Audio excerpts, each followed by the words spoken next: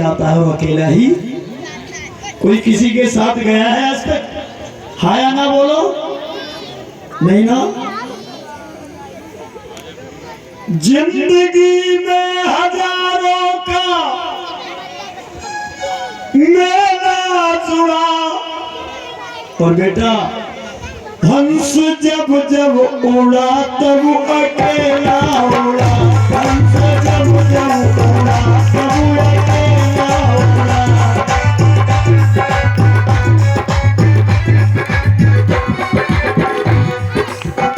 जिंदगी में हजारों का ये मेला जुड़ा, हंस जब जब उड़ा तब अकेला उड़ा, हंस जब जब उड़ा तब अकेला उड़ा।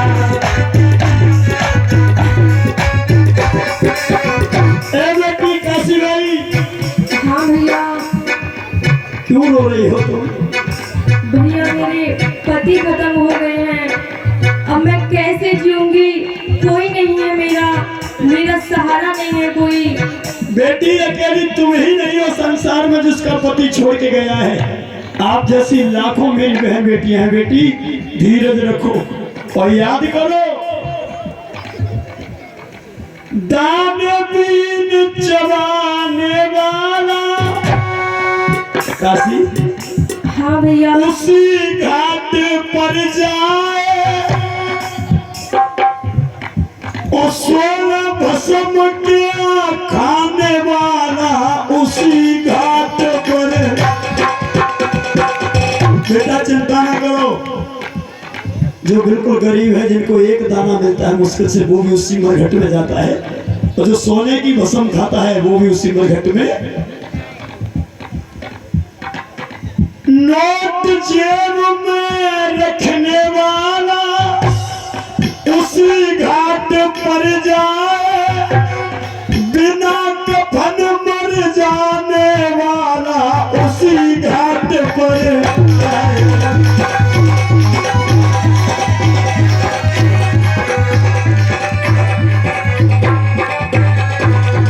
इसलिए बेटियों काशी। हाँ भैया। लखपति के संग ना भेला उड़ा, हमसे जब जब उड़ा तब अकेला उड़ा, हमसे जब जब उड़ा तब अकेला उड़ा, हमसे जब जब उड़ा तब अकेला उड़ा, हमसे जब जब उड़ा तब अकेला उड़ा।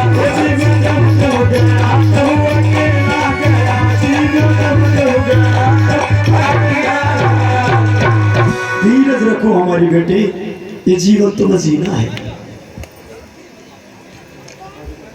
काशी बाई आज अपने पति को याद कर करके बहुत रो रही है।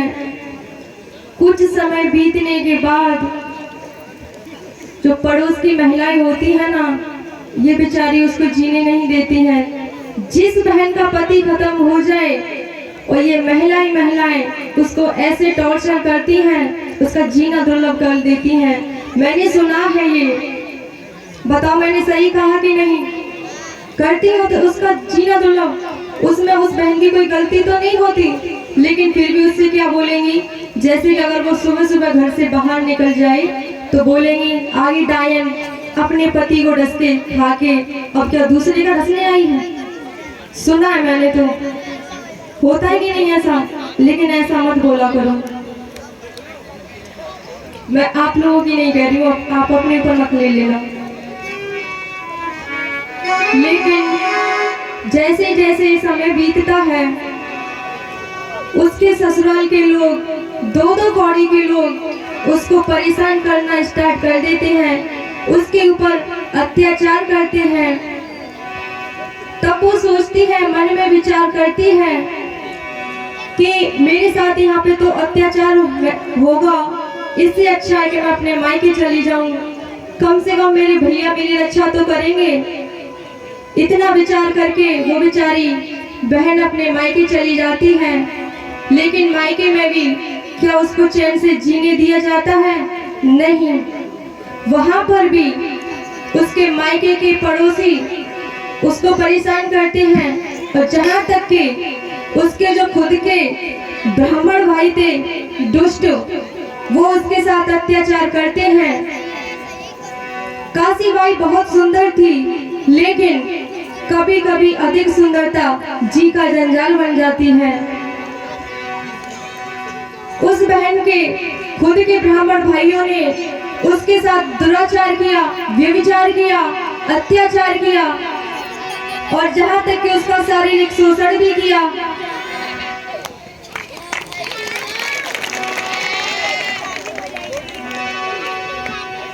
कि खुद के भाइयों ने भी उसको टॉर्चर किया।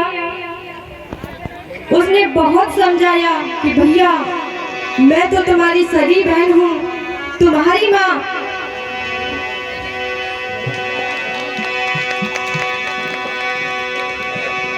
तुम्हारी माँ और मेरी माँ एक ही माँ है, मैं कहीं अलग से तो नहीं हूँ। जिस माँ को तुम माँ कहते हो उसी माँ को मैं भी तो माँ कहती हूँ। फिर ऐसा अत्याचार क्यों? आप अपने मन में सोचिए, खुद से पूछ के देखिए कि आप मेरे साथ सही कर रहे हो। नहीं। फिर उस बहन ने कई तरीके से उसे समझाया, हाथ भी जोड़े कि भैया मत कीजिए ऐसा। उसने पैर भी पकड़े हैं, प्यार से भी समझाया है, लेकिन उन दुष्टों ने कोई भी बात नहीं मानी। और आगे क्या हुआ? एक निवेदन है समस्त भाई बहन, उस बहन की कोई भी बात नहीं मानी। उन इज्जत के भूखे भेड़िए ने अपनी बहन की इज्जत को आस्तार तार कर दिया। उसने कहा कि मुझे बाहर के लोग सताते थे तो मुझे समझ में आता था, लेकिन घर के लोग सताने लगे। अब बताइए हम कहाँ जाएं? और क्या हुआ?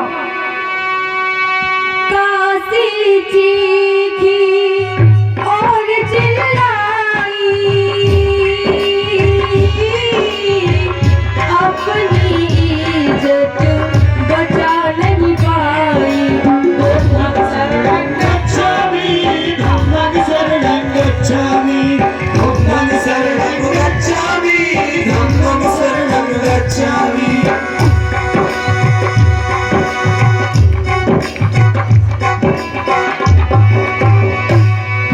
उसके भाइयों ने कोई भी बात नहीं मानी। उसने चिल्लाकर प्यार से हर तरीके से समझाया, लेकिन उन दुष्टों ने उसकी कोई बात नहीं मानी। आज वो बहन रो पीट कर घर में शांत रह गई है। लेकिन मेरी बहनों, मैं आपसे कहना चाहती हूँ, अगर तुम्हारे साथ अत्याचार होता है तो कभी शांत मत रहना। अगर तुम्हारे साथ गलत होता है तो आवाज उठाओ, जुर्म के खिलाफ आवाज उठाओ, चाहे वो घर का हो या बाहर का हो। क्योंकि अगर तुम शांत रह गई, तुमने कुछ नहीं बोला, तो उन नालायकों को बढ़ावा मिलता है कि इसने कुछ बोला ही नहीं, तो करेगी भी क्या हमारा। इसीलिए अगर तुम्हारे साथ गलत हो तो कभी शांत मत रहना, क्योंकि तुम बाबा साहब की बेटी हो, शेरनी।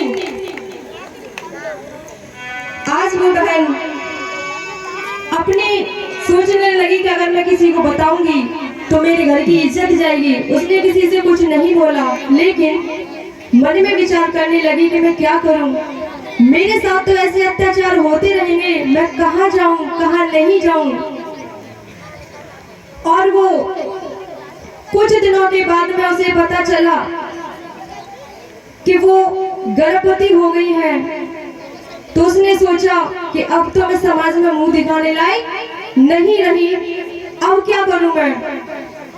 अब वो बहन के ऊपर, उस बहन के ऊपर क्या बीत रही होगी उस टाइम। उसने फिर अपने मन में विचार किया कि अगर मैं जिंदा रहूंगी तो मेरे साथ यही होगा, इससे अच्छा मैं अपनी आत्महत्या कर लूं, कम से कम मैं इस अत्याचार से तो बच जाऊंगी। और वो इतना सोच करके उस मुठा नदी के पास चली है, उस मुठा नदी की तरफ चली है, जो मैंने आपको शुरू में बताया था कि एक पूना शहर के अंदर मुठा नदी है, जिसको लोग जीवनदायिनी के नाम से जानते हैं। और वो एक घटना के कारण जीवन लेने वाली नदी बनते बनते रह गई। आज वो नदी जीवन लेने वाली नदी बनते बनते रह जाएगी। कैसे? वो बहन उस मुठा नदी की तरफ पहुंची है। मन में विचार कर रही है कि मरूं मैं जीऊं, क्या करूं क्या नहीं करूं। हे भगवान, मेरी क्या गलती थी, मुझे कौन सी कर्मों की सजा मिली है। क्योंकि वो हिंदू धर्म से थी और हिंदू धर्म में भगवान को बहुत माना जाता है। अरे मैं तो पानी में डूब के मरूंगी।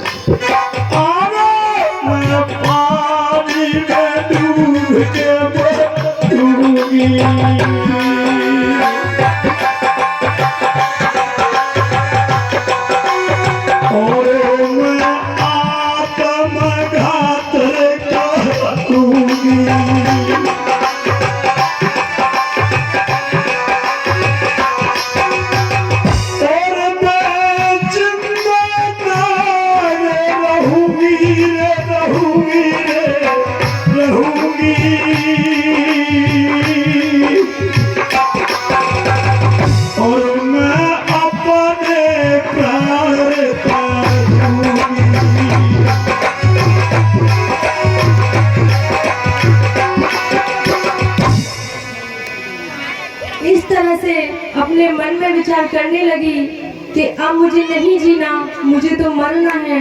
और धीमे धीमे नदी के पास पहुंची है।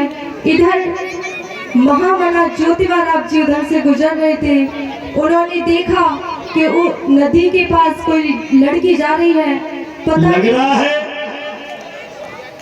कि कोई लड़की है और ये नदी के पुल पर चढ़ के बार बार अपने पैरों को नदी में लटकाने की कोशिश कर रही है। मुझे ऐसा लग रहा है कि कहीं ये अपने प्राणों को त्यागने के लिए तो नहीं आई। अरे हाँ, मुझे जल्दी चलना चाहिए। रुको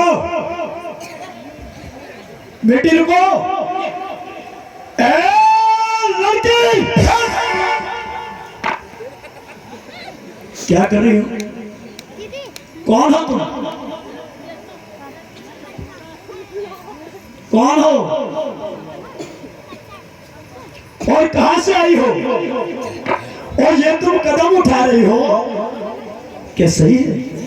ये पगड़ी ये पुल है, बहुत ऊंचा है, नीचे नदी है और नीचे गिरोगी तो तुम मर जाओगी। क्यों मरना चाहती हो?